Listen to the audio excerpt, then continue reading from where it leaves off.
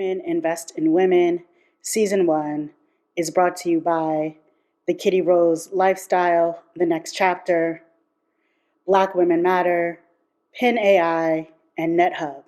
Episode 1 is brought to you by Tarot by Tamika, A Sweet Treat by Kendiel Jackson, DJ Chris Stiles, McMillan and Holden, The Baroness on Barone, The Carthan Consulting Group, Uncle Nearest, and The Missing Piece.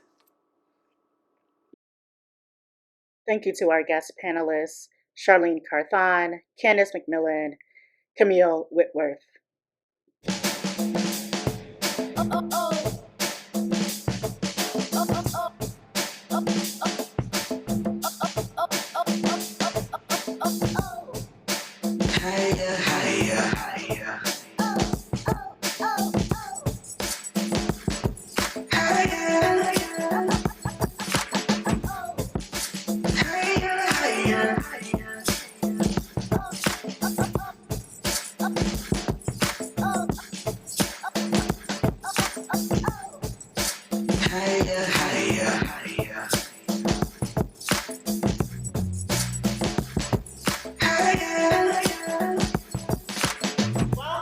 To the first episode of Women Invest in Women. We are here live in New Orleans, Louisiana, which is also my ancestral city, during the weekend of EssenceFest. Let's give it up. And let me introduce my amazing panelists very quickly. So Candace is my cousin, first and foremost. I love the family relation. She's a real estate and construction mogul, as well as an interior designer. Now let's give it up for Candace. Camille is an author and owner of this beautiful space that you have given us, the Baroness on Barone. Let's give it up for Camille. Charlene, yes! And Charlene, as I said, is not only is she a friend, a sister friend, but she's also a fellow headlock member. So we've known each other for about 4 or 5 years now. This has been a beautiful relationship that we have put together. So thank you all. So let's give it up for all of our panelists. I want to ask my panelists very quickly, 30 seconds. Introduce yourselves. Hello, everyone. My name is Charlene Carthan. I'm the founder and CEO of Carthan Consulting Group.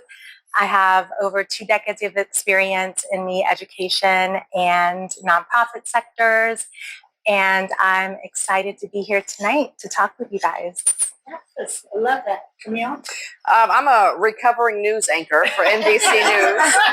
I dropped the mic a couple years ago and decided I wanted to have fun for the rest of my life. So I became an entrepreneur. So I'm either really crazy or really dumb. I haven't figured it out yet. But one thing's for sure, I'm having a blast. And I think that's what counts. I wanted the second half of my life to be something meaningful, where I give other people, my team, a venue or a space where they can create. So my time in the light is not over, but it's time to pass the torch and uplift others. And so that is what we're doing now. We have the Baroness on Barone. We have this space, the New Orleans Drink Lab, and I have a media company as well. So I'm rocking and rolling. Yeah. And I'm Candace, and my goal is Camille's life. Now, I am the owner of McMillan and Holden Construction Company. We've been in business for over 25 years. And I'm also the owner of CTM Holdings Consulting and Management Firm, where we manage properties and offer consultation to new investors for residential and commercial projects.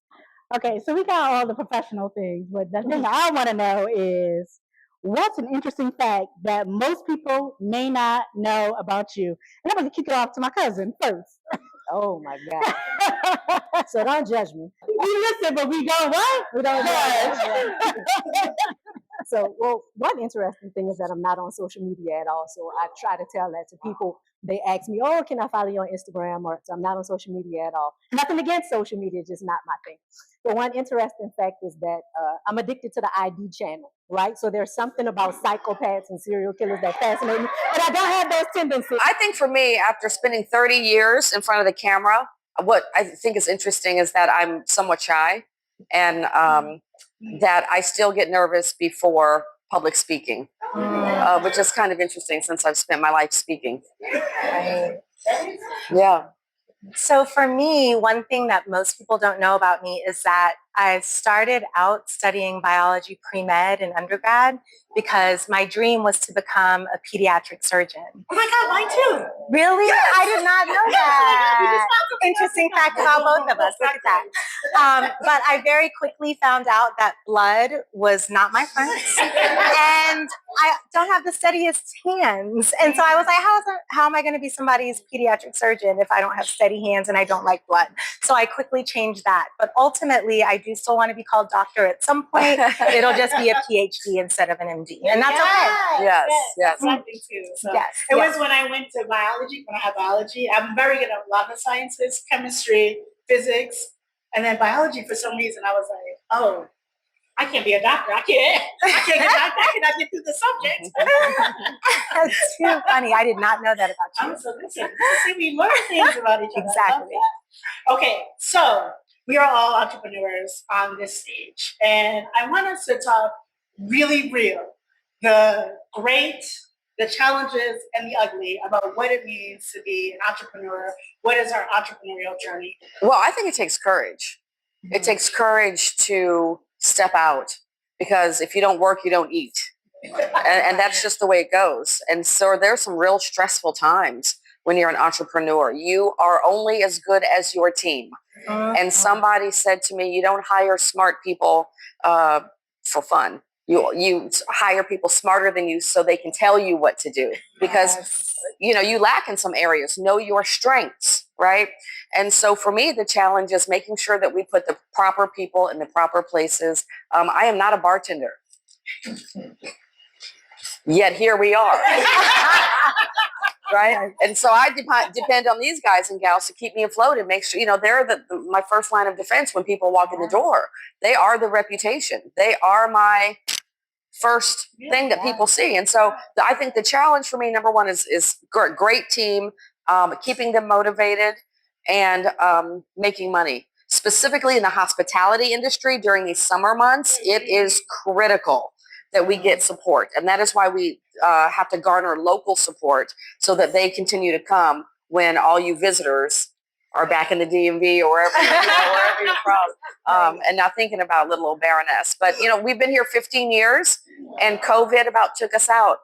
And between us gals, I will tell you, I was $11,000 in the bank from closing. Wow. And then all of a sudden, the gods opened COVID back, and opened the doors, and here we are. We succeeded, and I don't know how we're still here, but we are. And so, it's your loyal base, and it is your team that's going to keep you going. And those are the challenges for us. Camille, before I have the other panelists answer this question, can you talk a little bit about team building? Because I think that's one of the things that people don't think a lot about when they're entrepreneurs. Am I actually really good at building a team and managing a team? Can you talk a little? Well, yeah. Are you a good leader? And I try to lead by example. I don't ask anybody to do anything I would not do.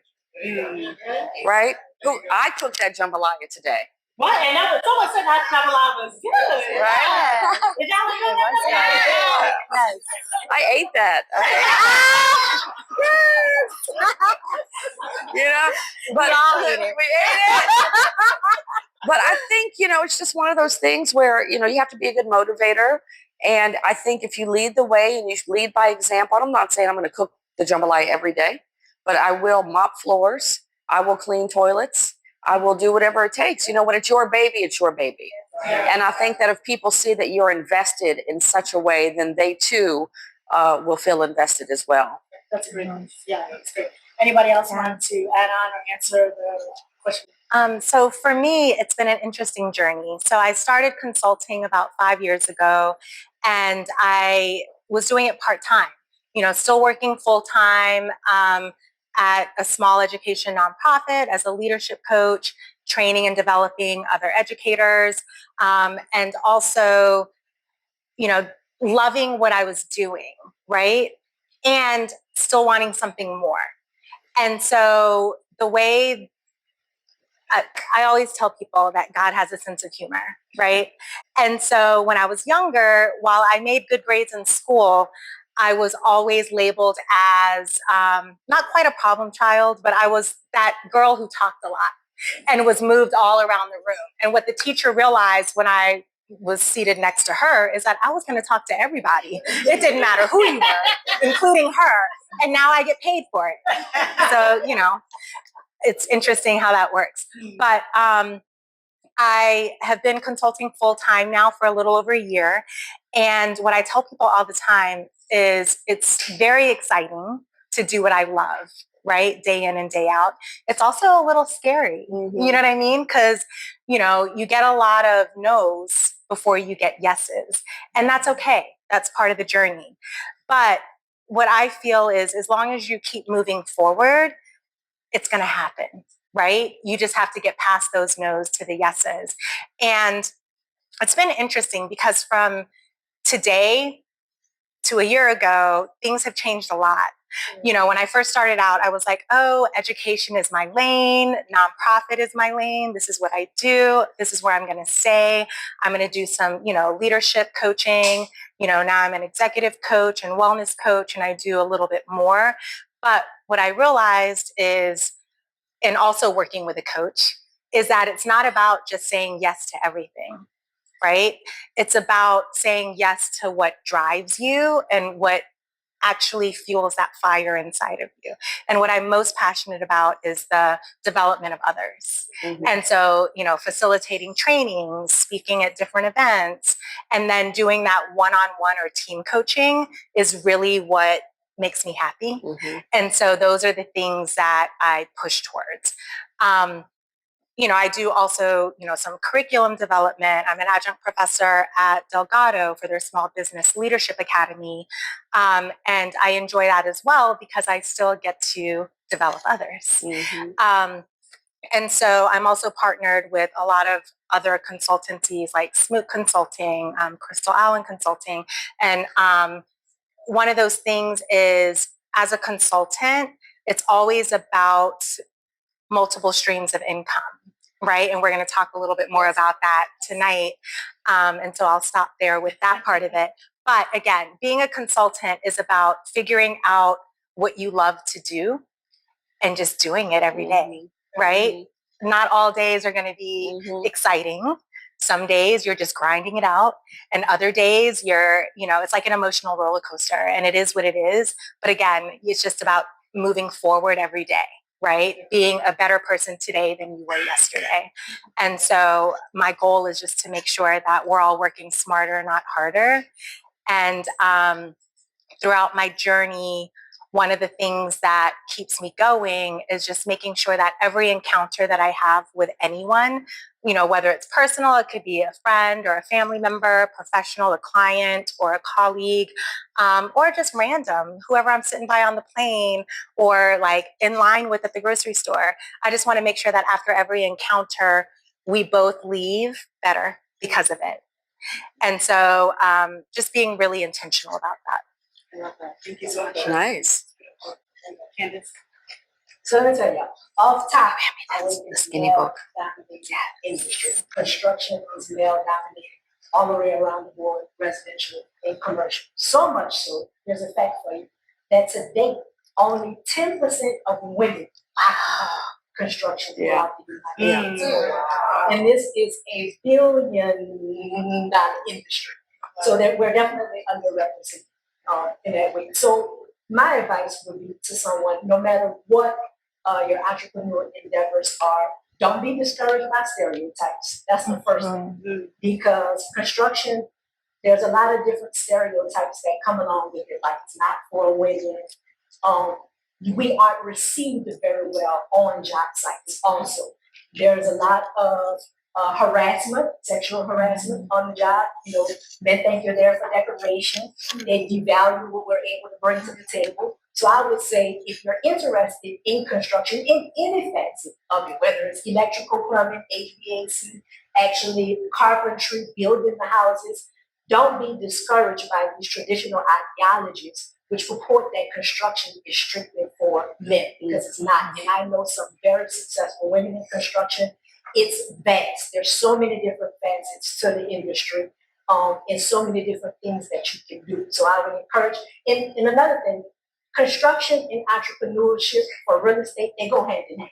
So most of the people that I talk to are people who are interested in acquiring real estate and flipping or developing a portfolio of rental properties. They go hand in hand because I'm gonna tell you, it's very expensive to own property if you don't have the money to maintain it. Stuff breaks every day. You get tenants that don't appreciate and value all of the hard work that you put into your properties. So acquiring some skills as a female is very important to real estate entrepreneurship. And I tell people all that little things that women wouldn't traditionally do, that we rely on our husbands to do or our male counterparts to do, like changing a light fixture, changing a toilet. This can save you hundreds, thousands of dollars. Repainting a rental unit. Once somebody else moves in, you're preparing it for somebody new. So I would say to you, whether you're here and you're interested in construction or you're actually here and you're interested in real estate investment of any kind, don't be afraid to tap into things that are traditionally associated with masculinity to adventures. Yeah, let's give it a snap. Yeah. So, Candace, I do want to talk a little bit about your own entrepreneurial journey in real estate in terms of, you saw in your bio that you talked a lot about actually how Hurricane Katrina, something that negatively impacted the city, how you actually used that to actually sort of really think about your real estate investment company, your holdings. So can you talk a little bit about how you turned something that it is a tragedy into something that actually helped propel you to Now that's a question. So I did my BA in Virginia at Sweetwater College, and I came back to New Orleans. And I was interested in buying property, but I was broke. I didn't have any money, had a bunch of student loan debt. I was actually enrolled in a graduate degree program at Tulane. So like yourself, I was doing a PhD in philosophy.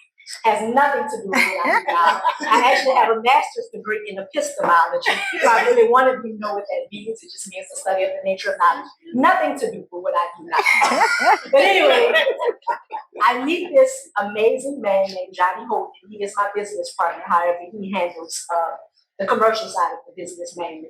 But I meet him, and I'm interested in purchasing a property. I purchased my first house at the age of 24. When I bought the house, it actually had a little rental property in the rear of it. So check this out. I buy a house for $80,000. I have a tenant in the back paying $500 a month rent. My mortgage at the time was $500 and some dollars a month. So I'm using that rental income to pay the mortgage, and I'm banking a little bit of money that I'm making at Tulane while I'm working in the library in graduate school, right? So I'm in a PhD program. I have my first rental property, and I'm interested in acquiring another one. And I meet this gentleman named Johnny Holden. He exposes me to construction, like I mentioned before. He's like, hey, you got a property, you need to learn how to change your outlet. You need to know how to fix a leaky sink. So he started teaching me these things. I'm making literally about $1,300 a month at Tulane, right? Okay, maybe under $20,000 a year. Hurricane Katrina hits. He's like, listen to me. I want you to go and get your construction license. He said, and I'm going to take you from making $20,000 a year to $20,000 a month in a very short amount of time. So essentially, he was asking me to stop the PhD program, go to Baton Rouge, study, get this license, and he was going to turn my life around. And lo and behold, that's what he did. I went, got the license, started up a company with him, and started making a ridiculous amount of money. But I think more valuable, we were working side by side to renovate properties in New Orleans during that time during Katrina. Y'all know in New Orleans, our city was a mess. And in the midst of that, I developed a passion for renovation. Not just renovating structures, but renovating people's spirits, because so many people were discouraged after Katrina because the city was a mess. And a lot of people didn't have access to quality contractors. And Holden taught me that it's not just about making money. Even though, let me tell y'all, construction and investing is very lucrative, but it's about following certain formulas that are based in values where you're actually delivering a product that really works and makes a difference in people's lives. Because a lot of people have had horrible experiences with contractors, and I'm glad that I have a pretty good reputation in that sense. But nonetheless, Katrina motivated me to start doing construction full time, and I have not looked back. Never finished that PhD, but it is my dream. Once I start living like, yeah, I do play PhD, but I have a passion for it. I love it. I love working with people. I love modern interior design, transforming a lot of these historical New Orleans houses into more modernized properties. So, after all that you said, the thing that so resonates with me is reinventing people's mind. Like I was like, wow, that was a word. Can you just, what is the thing that you hear? Right. Renovating people's Thank you. Yes. See, that's what I need my people's minds. It's a family affair. I told y'all. We're gonna take a break. What if your brand could travel the world, be seen by millions, and align with a movement that changes lives? Introducing the Women Investing in Women Global Tour, directed by visionary media leader Kitty Rose and moderated by the empowering Kwamara Thompson. Our show reaches 4.7 million homes through broadcast television and is streamed on all major podcast platforms. That means your product, your service, your message, right in front of an audience of investors, buyers, and culture shapers. Your brand goes global with us. This is more than media. It's a movement. This is Women Investing in Women. Want in? Limited spots, global reach, real impact. Contact us today to advertise with purpose. Charlene and Camille. So both of you had, I guess what we would call corporate type jobs. You were W-2 employees, and then you went into the entrepreneurial space. Can you talk about that transition? What did it feel like? What fears did you have? What kind of mindset did you have to overcome those fears? So I feel, I don't know if everyone saw the latest statistics around the amount of people who have lost jobs. The number one group of people who have lost jobs have been Black women. And we're also seeing a lot of Black women going into the entrepreneurial world. So I think that we are toggling this, and people are having maybe an tug of war about which way to go. So can you just kind of talk a little bit about your own experiences and maybe the payoffs that happen being an entrepreneur? Well, for me, the payoff is freedom. Let's just start there. Give me my free. Right? I'm free. Corporate for 30 years. And one day I just decided I don't want to do this anymore. Yeah. Somebody said, hey, Camille, you had a good show yesterday, but your lipstick was a little too red. I turned the corner. Camille, you had a great show yesterday, but your sleeves were a little bit too long. I was like, you know what? I don't want to do this anymore today. And so I walked out the door that day. That was it. And so, but now, hold on. I had plan B rolling. Okay. So what I say to women when I go on motivational speaking tours and things of that nature, have your plan B ready so that you can douche your plan A when it's time and you can walk out with your shoulders back and your head high. Right? We're going to sue you. Okay. See you in court. Right? And so while this was rolling, would be at work answering the phone. Hello, Baroness. And I knew it was time to go. You ever go put your key card on the thing? would have heart palpitations. I knew it was time to go, but it was my gift. What was I going to do? I was on autopilot, right? This is what I wanted to do my whole life. But guess what? I did it. I did it well. I did everything I wanted to do. I've interviewed presidents. I've covered the Olympics. I've done it all. And it was time to go. Yeah. The one thing I did not consider, the challenge, private health insurance. That's a good point. Ooh-wee. I was like, oh my God. I need to get my job back. Yes. So I did not consider that. That's the one thing I did not consider. Had my plan B ready to go. Everything was wonderful. But then I thought, God, now I'm paying $1,000 a month in health insurance, and this is ridiculous. And how am I going to pay for this and the car and all? It's a lot. But I took the leap anyway, and I took that jump. And if you don't take the jump, you stand still. If you don't move, you stand still. And so I just had to keep moving. And every day I say, Camille, 1 foot in front of the other, 1 foot in front of the other. Every day. I said it today, 1 foot in front of the other. Yeah. I'm having a challenging day today. 1 foot in front of the other. Just keep moving. Because if you don't move, you stand still. What's the challenge today? She's like, which one? I think trying to balance professional and personal. Yeah. Oh, yeah. Yes. Yes.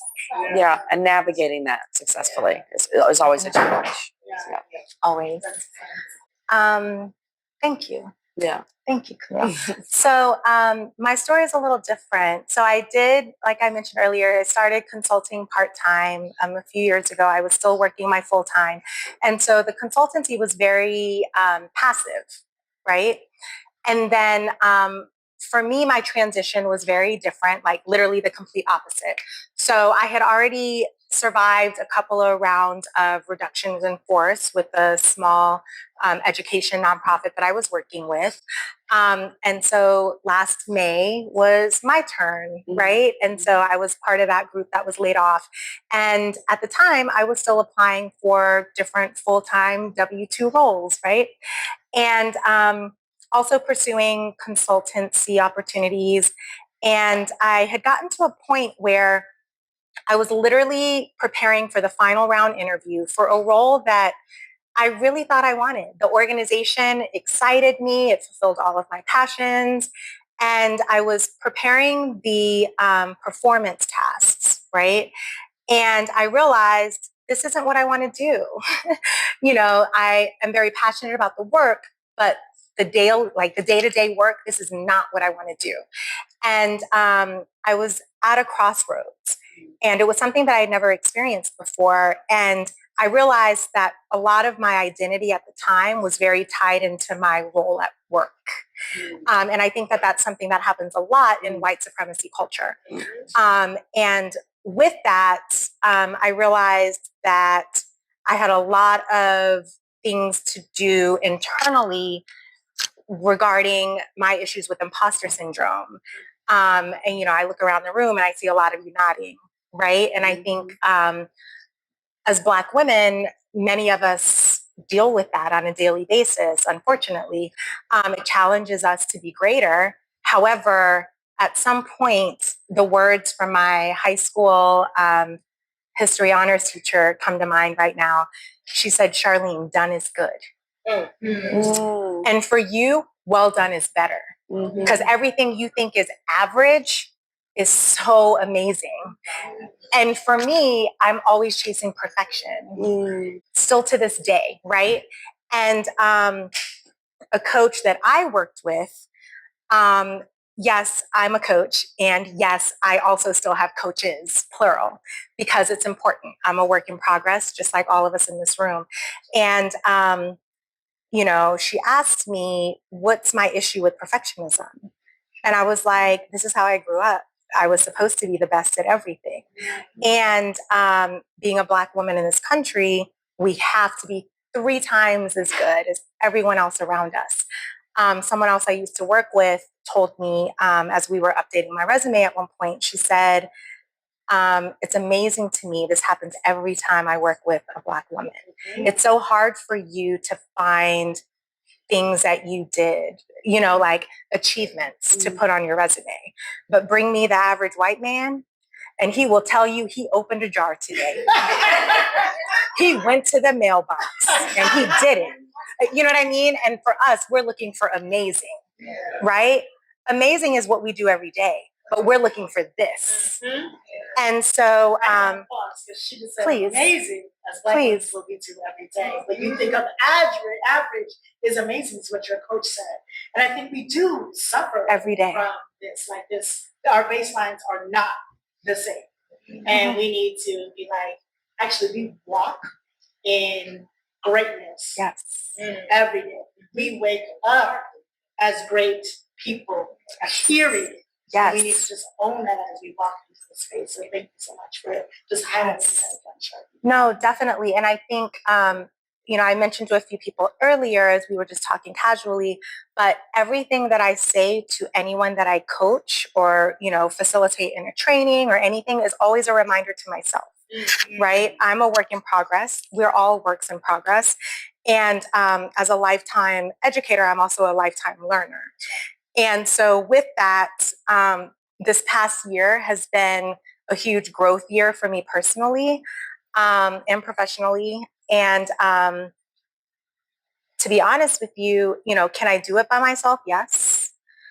But can I do it even better with a team? And part of that for me is having a partner in life, right? He's one of two of the men here tonight, here out to support, right? Thank you, Kelvin. Let's give it up for our male. Yes. I really do have to shout him out tonight because most of what I do is because of him, right? Like I want to stand on my own and say I'm doing all of these things. However, without the support of a strong partner, so many of things would not be where they are today. And I need to acknowledge that. And, I think it's so important to live our dreams daily. And, to go back to the initial question, sometimes you have to be pushed out of your comfort zone. And that's what happened to me with being laid off and continuing to apply to these jobs that I didn't want made me realize that it's time to stand on my own 2 feet and do what I love and do it for myself, right? And so that's what led me to doing the consulting full time. Camille and I were talking about this earlier, and I mentioned it, but literally every day is exciting and scary at the same time. The level of freedom that you have is priceless. Like you literally cannot put a price tag on freedom. And I'm going to leave that there, right? Because of all of the things that means for us. But ultimately, really just being able to do what you love and fulfill your purpose in this world on a daily basis. Yeah. I think we go on autopilot. Mm-hmm. We clock in, we clock out, and we can do so many of our jobs on autopilot. When COVID happened, I realized that I can do my daily full-time job in 2.5 hours. Mm-hmm. But when I went into work, my ADHD took over. Like a trip to the bathroom was 20 minutes because I'm going to stop and ask you how your weekend was. And I'm going to tell you all about mine. You know what I mean? And then by the time I get back to my desk, it takes me another 10 minutes to get refocused. Mm-hmm. You know what I mean? If I didn't have my earbuds in, I was listening to everybody's conversation inadvertently. I don't care what you did last week. I need to get my work done. So the music helped me focus. And again, like just ultimately it's about living in your purpose. So I'm going to actually follow back up with you again because you mentioned this a little bit earlier, which was the diversify in multiple streams of income, earned revenue.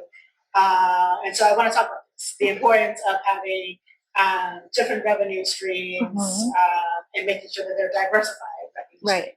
You touched upon it, so I'm going to have you elaborate, and then for the candidates, can Yes, thank you. So, my primary is the Carthon Consulting Group, but I'm an independent contractor. Like I said, I'm a network consultant for some other companies as well.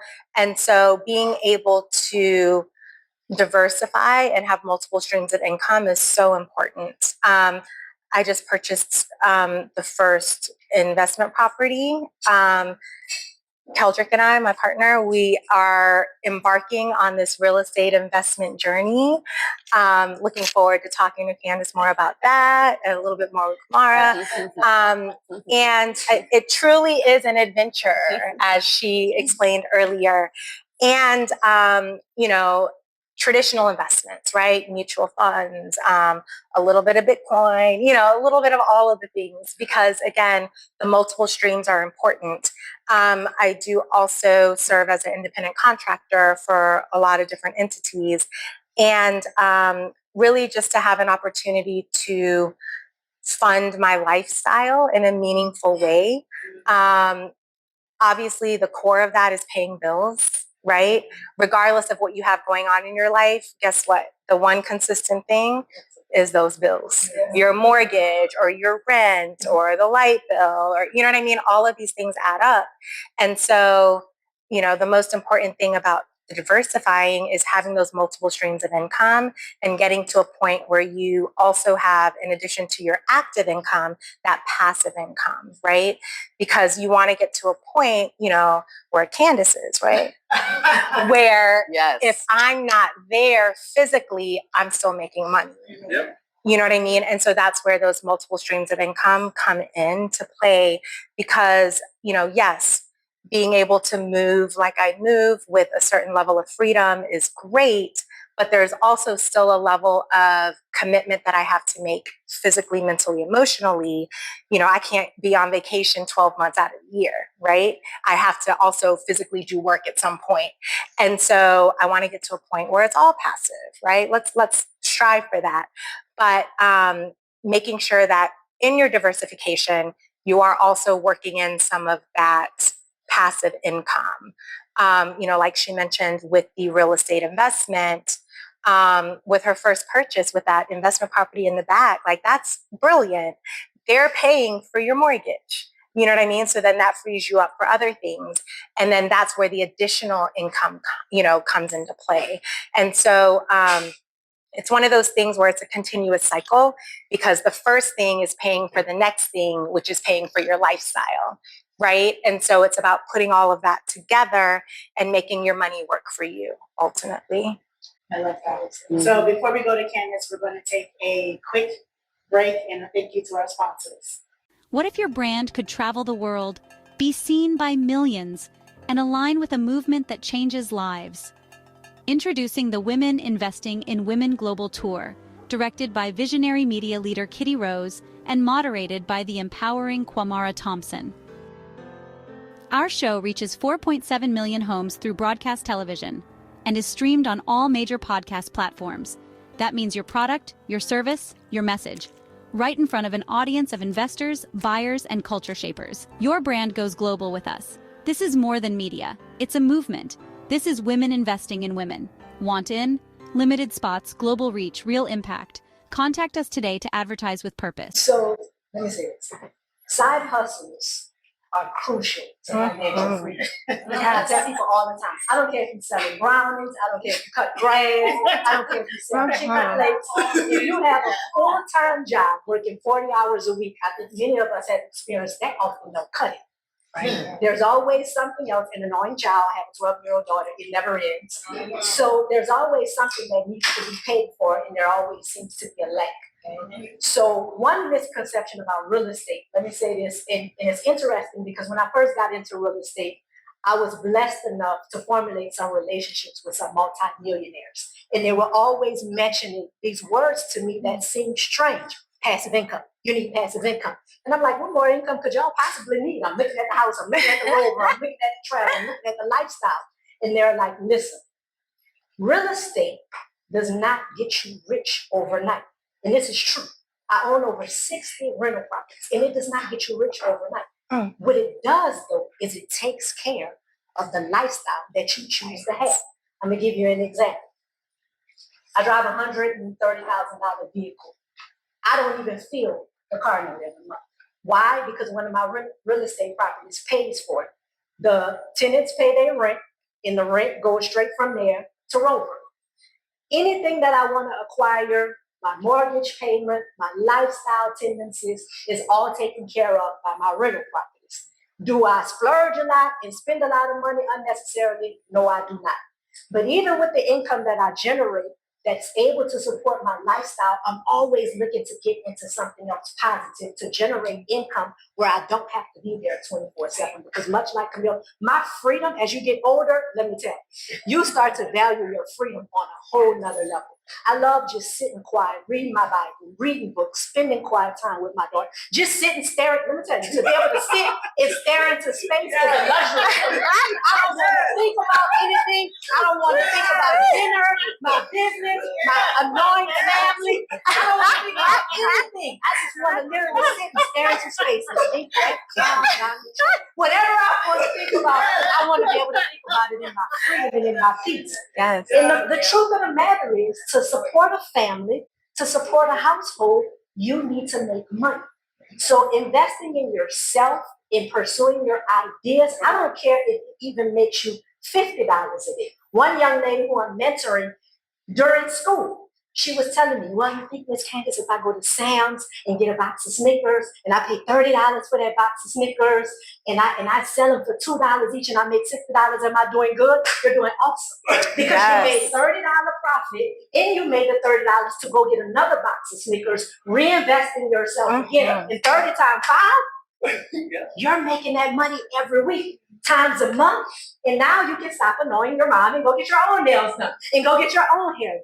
But entrepreneurship on any level is significant and important to create passive forms of income to support your lifestyle. Yes. You understand? To get your basic needs, your essentials, the things that are important to you. So I would encourage anybody. I am business associates with people who are multi-millionaires, and they are always looking to franchise, always calling me, Candace, you think I should buy this commercial property? Absolutely. If it makes money, then it makes sense. So don't be afraid to invest in yourself, no matter how small it is. Everybody can't start off buying $1 million commercial property. Everybody can't start off with a rental property.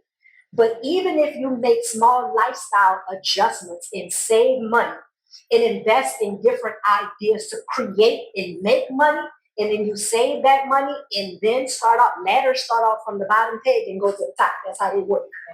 So I would encourage anybody, no matter what your idea is, whether you cook, whether you sew, whether you market, whatever it is, pursue it, make smart decisions, save the money. Don't make $10 and spend 20. I tell people that all the time, I had a great idea. I had an event, and then look, I went and bought this new car. There was nothing wrong with your own car. So you have to be smart, you have to be wise, but definitely I would encourage you, create as many forms of income as you can. Before we go to Camille, when you were talking, I do want to, also as an investor, a lot of people think like, all I care about is, oh, tech, like tech is new thing, AI is new thing. I'm like, nah, who got the laundromat? Who got the bodega? I want the non-sexy businesses that have always stood the test of time. And I say that to say that it's actually really important when you're thinking about that. And another thing is, when we're talking about, if you want to become an entrepreneur, if you have the money, you could buy a business already that's already successful. You don't just have to come up with your own idea. You can just say like, oh, okay, I know that, mom and pop supermarket, they are about to retire.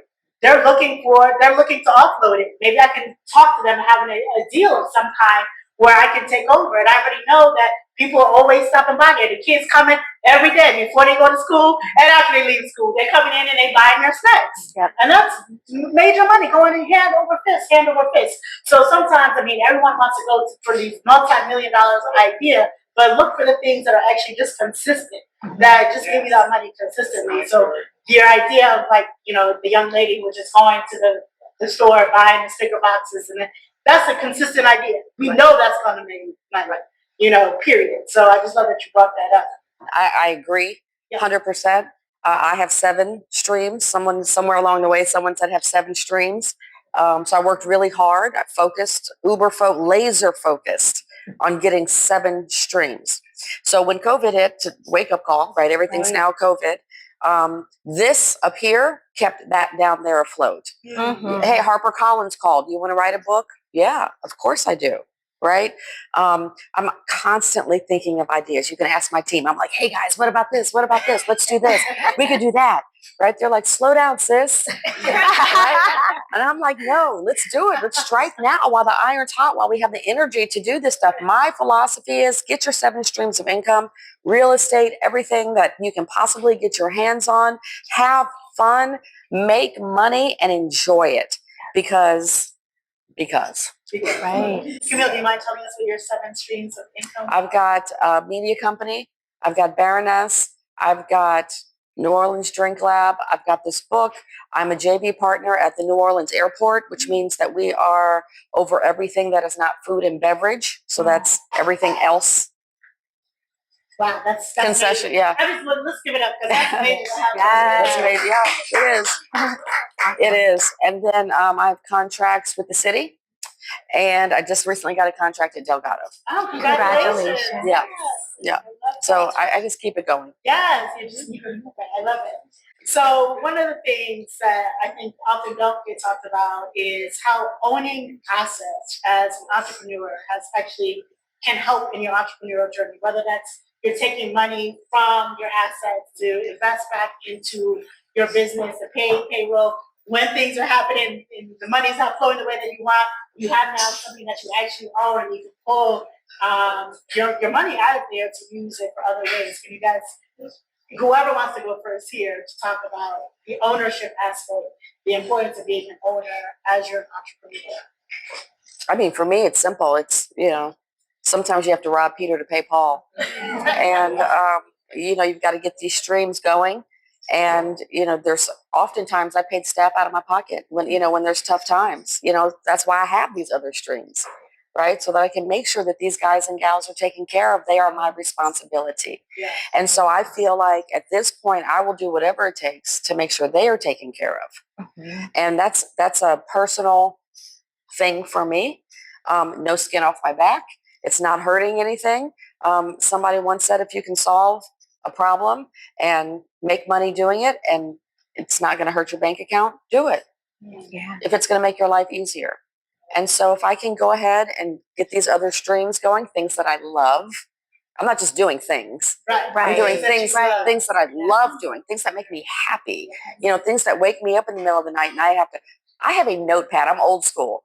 I have a notepad on the side of my bed. I'm constantly like writing in the dark, my ideas that I want to, do tomorrow or do the next day. I want to start companies. I'm a serial entrepreneur. Yes. And I constantly am thinking, let's do this. Right. And if you're not on board, you're not on board, because I'm going to do this tomorrow. This is what they say. A lot of us talk about it, but they get up the next day and do it. Do it. And I want to be they. Yes. In that sense. Right? I want to wake up in the morning and do what I told you I was going to do last night. So, yeah. Yeah. Well, construction and real estate investment go hand in hand, right? So construction provided me with a good nest to acquire more properties. And I have 3 R's. I was speaking to this young lady about earlier. Renovate, refinance, reinvest. Essential, important. So in construction, of course, we do a lot of renovating.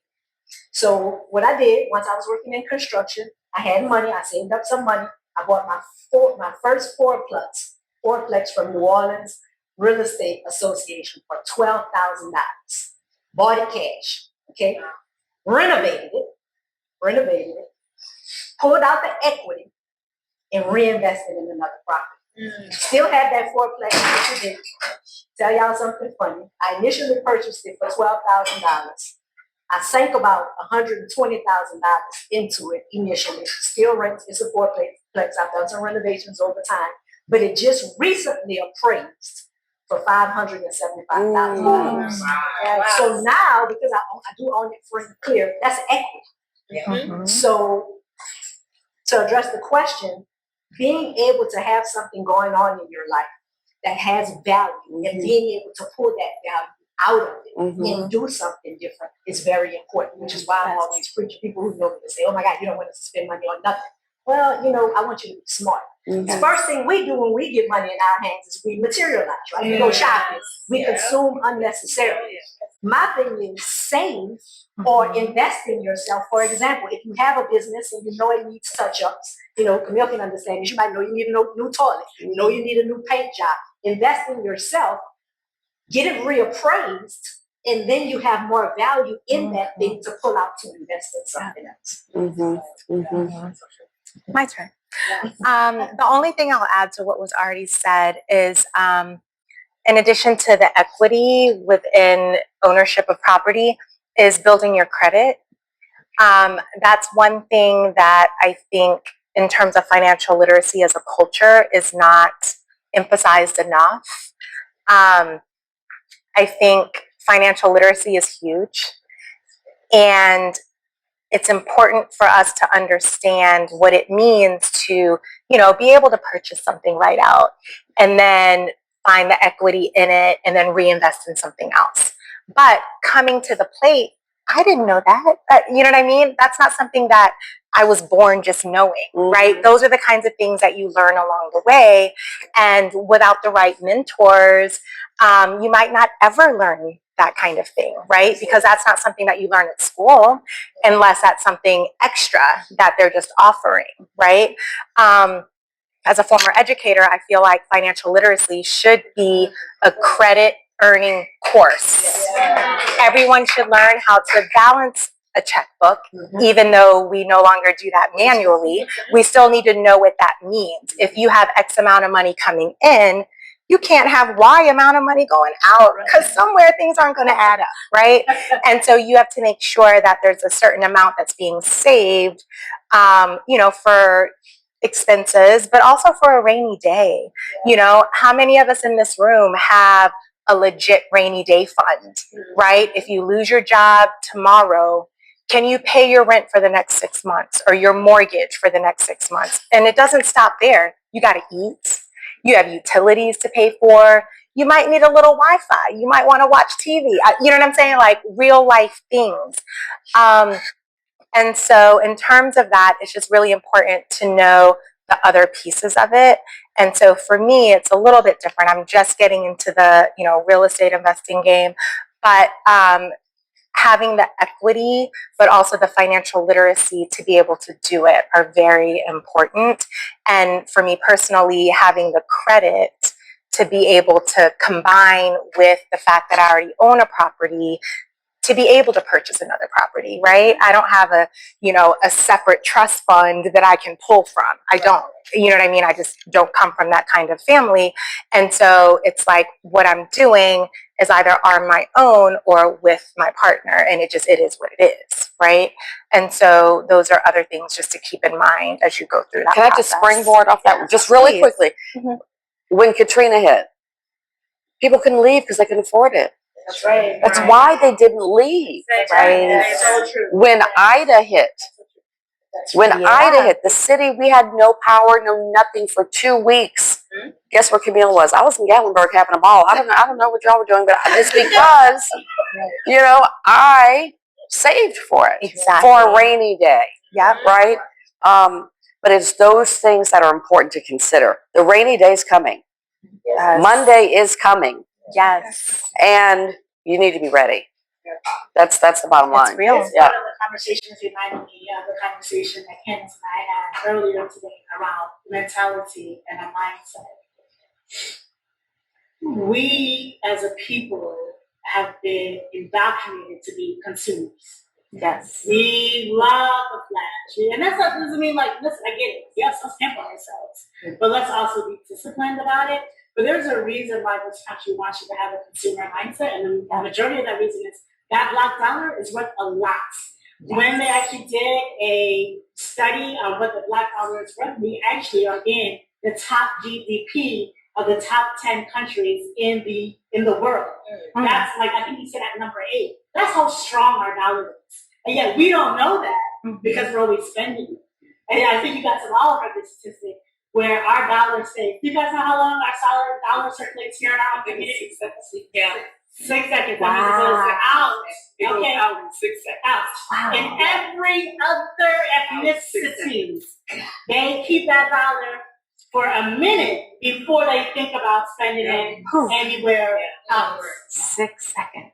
So they want us to continue to have a consumer mentality. They want you to continue to care about all of the the influencers that are out there. Go get your latest XYZ amount of money. And all those designers don't even care about that. They're actually, in a lot of ways, very racist. They talk about it all the time. Well, I don't care about the you literally hear from those founders, and yet we out here talking about wearing their clothes with the names on it. By the way, you can wear my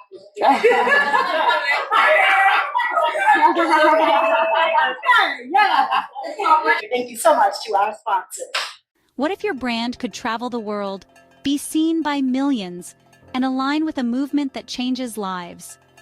Introducing the Women Investing in Women Global Tour, directed by visionary media leader Kitty Rose and moderated by the empowering Kwamara Thompson. Our show reaches 4.7 million homes through broadcast television and is streamed on all major podcast platforms, That means your product, your service, your message, right in front of an audience of investors, buyers, and culture shapers. Your brand goes global with us. This is more than media. It's a movement. This is women investing in women. Want in? Limited spots, global reach, real impact. Contact us today to advertise with purpose. So also in the car with Candace, we talk a lot about the ways that you have given back to the community, your nonprofit organization. Charlene, you also just mentioned about we can't stand alone. We need to have a foundation, whether that's our partner, whether that's our friends, whether that is just a support system, whatever that support system looks like, rooted in love of community and love of each other. So I want to talk about the ways that we give back to the community. So I would say that all of us in some way, shape, or form have made it. And I think that we all believe in paying it forward.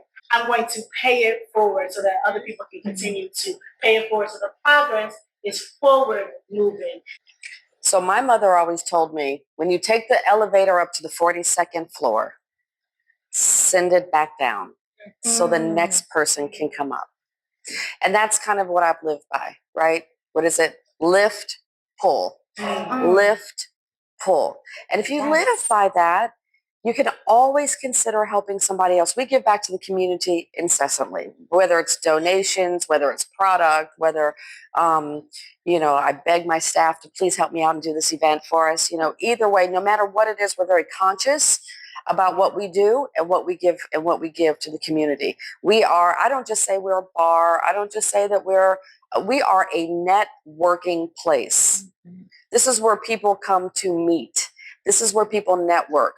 $1 million deals are done at my tables and couches downstairs. Okay. Yes. And they come here like, oh, you're good luck. It's like, are they downstairs right now?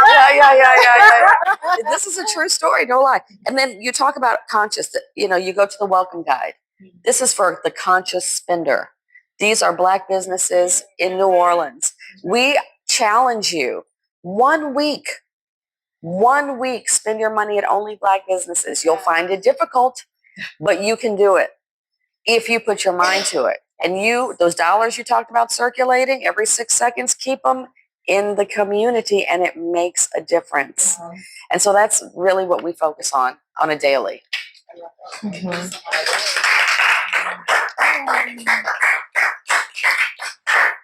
So me personally, I do a lot of my, pay it forward work, if you will, in the form of mentoring and also community service. So as far as mentoring goes, personally, I'm mentoring 2 of my former students. So I worked at a local charter high school for 5 years. That's where I did some of my teaching. I was a teacher, and I kind of did all of the things: instructional coach, dean, assistant principal. I was also coaching sports. So not just instructional, but also some of my runners, and I also coach basketball, a little bit of everything. But so I have 2 former students who I still coach currently. And it's been amazing because I worked at a local high school. And so, these are young adult women who are out here in the world trying to make it like we are, right? And so it's been a gift that I've been receiving that I also want to give back. And so it's been wonderful to see their growth as well. And then beyond that, I'm a part of a few different groups.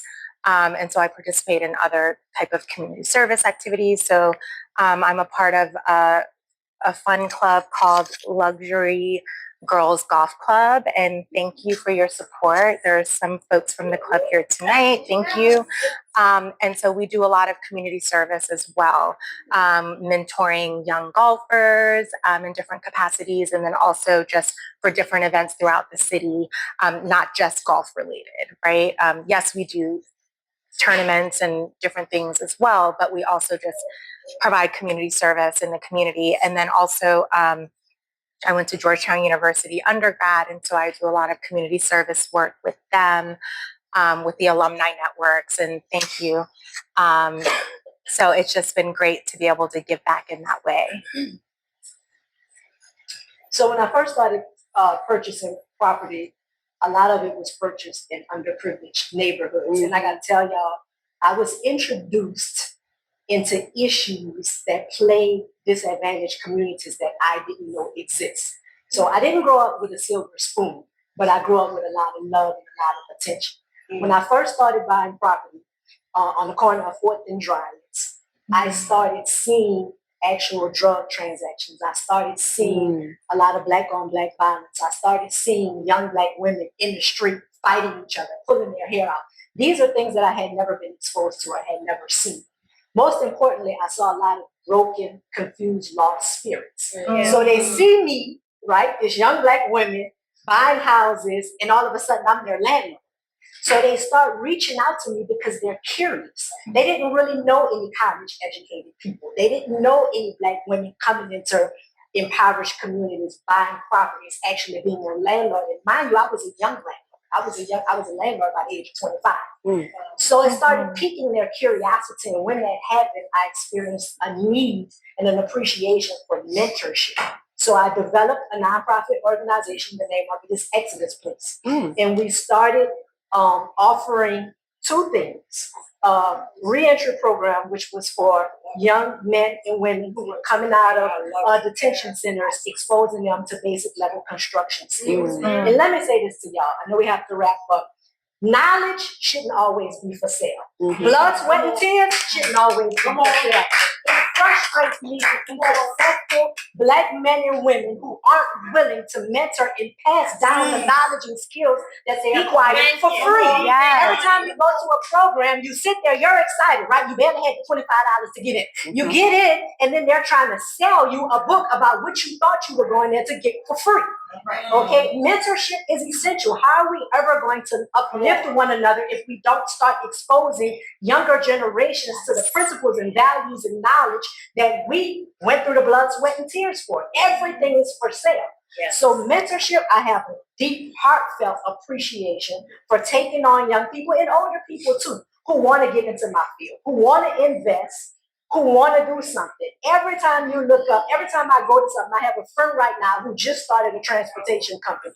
Okay, she met 10 other people who already own transportation companies. Nobody is willing to just give her the information and the knowledge that she needs to move forward. They're like, oh, I'll sell you. Oh, you can pay me a $250 consultancy. Other black people, come on, y'all, we got to do better. Yes. Because the Asians, they do it, the Africans, they do it, the Hispanics, they do it, only us. It's always some nonsense. So if you are a business owner and you know somebody who want to cook and you know you got the best fried chicken in the city, take some time to teach them how to fry chicken. You don't have to give them your recipe. Whatever your business is, be willing to help somebody else. And that, yeah.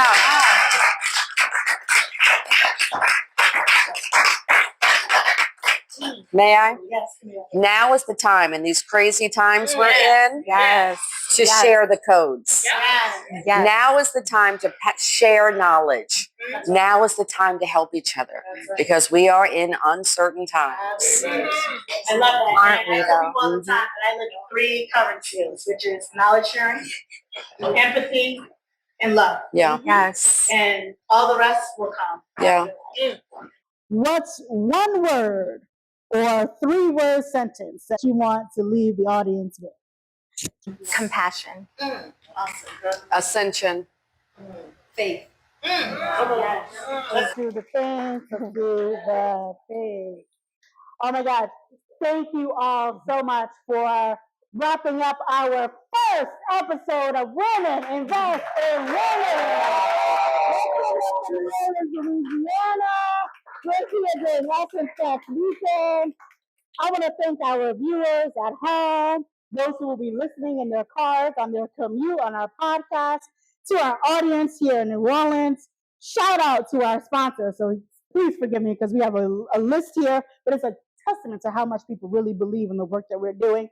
So I want to say thank you so much to NetHub, Pin AI, the Baroness Barone, Uncle Nearest, Carthan Consulting, McMillan and Holding, DJ Chris Styles, Taro Tivika, yes, Camille, Sweet Treats by Camille. I'm sure there's a real name, but that's my cousin, so I'm just going to say that. Please follow us on Instagram and LinkedIn at Women Invest in Women. Our website is also www.womeninvestinwomen.com. So you can join our community. Our community is a global community where we're going to host all of our events. So this is a tour. It's not just a TV show. It's not just a podcast. It is literally a global tour. We're creating a global economic ecosystem centered around women. So that's what we are doing. That is the actual full-on mission, and we love our allies and everybody who appreciates us. If you own a business and you would like to go global with us, there are opportunities to become a sponsor. If you are a business and you're looking for funding, I have created an investment platform. You can go onto this platform for free, and there are investors all around the world who are looking to support women-owned businesses. So you could put your business on there for free, and then the investors can go and contact you directly. The other thing is we launched a campaign called 10,000 Strong. 10,000 people to do $99. That's almost $1 billion of economic ecosystem that we are building that goes back to the global economy. Join 10,000 Strong, become a patron, follow us. Episode 1 is brought to you by Tarot by Tamika, A Sweet Treat by Kendi L. Jackson, DJ Chris Stiles, McMillan and Holden, The Baroness on Barone, the Carthan Consulting Group, Uncle Nearest, and The Missing Piece.